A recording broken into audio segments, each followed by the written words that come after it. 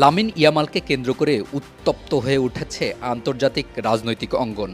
Spanish league জয়ের উদযাপনে ফিলিস্তিনি পতাকা প্রদর্শন করায় এই ফুটবলারের তীব্র সমালোচনা করেছেন প্রতিরক্ষামন্ত্রী কার্ডস।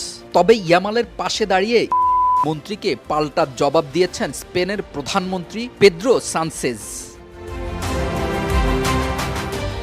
গত সোমবার লা লিগা জয় উপলক্ষে বার্সেলোনা শহর জুড়ে একটি ছাদখোলা বাস প্যারেডের আয়োজন করা হয়। প্রায় ৭.৫ লাখ মানুষের সেই জনসমুদ্রে ইয়ামালকে একটি বড় আকারের ফিলিস্তিনের পতাকা উড়াতে দেখা যায়। পরে মুসলিম এই ফুটবলার নিজের ইনস্টাগ্রাম অ্যাকাউন্টেও উদযাপনের ছবি পোস্ট করেন। মুহূর্তেই তা সামাজিক যোগাযোগ মাধ্যমে ভাইরাল হয়ে যায়।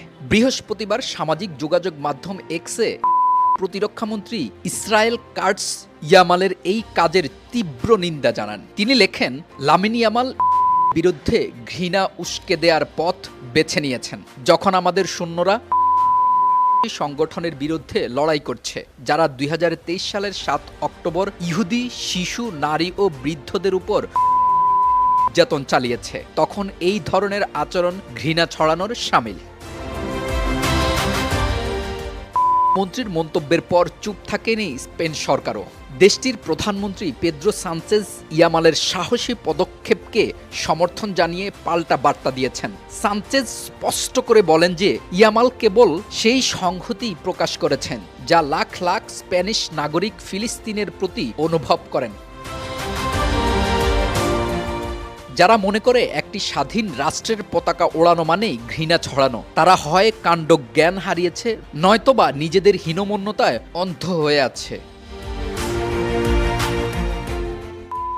সামরিক অভিযানে হাজার হাজার ফিলিস্তিনি নিহতের ঘটনায় বিশ্বজুড়ে যে প্রতিবাদের ঝড় উঠেছে, তার প্রভাব এখন ক্রীড়া ও সংস্কৃতি অঙ্গনেও স্পষ্ট। স্পেনের সরকার এবং সাধারণ মানুষ শুরু থেকেই ইসরায়েলি অভিযানের কড়া সমালোচক হিসেবে পরিচিত। বার্সেলোনা কোচ হান্সি ফ্লিক অবশ্য এই বিষয়ে সরাসরি বিতর্কে জড়াতে চাননি। এক সংবাদ সম্মেলনে তিনি জানান, পতাকা ওড়ানোর বিষয়টি ইয়ামালের একান্ত ব্যক্তিগত সিদ্ধান্ত ছিল এবং ক্লাবের পক্ষ থেকে এ নিয়ে কোনো আনুষ্ঠানিক নিষেধাজ্ঞা নেই।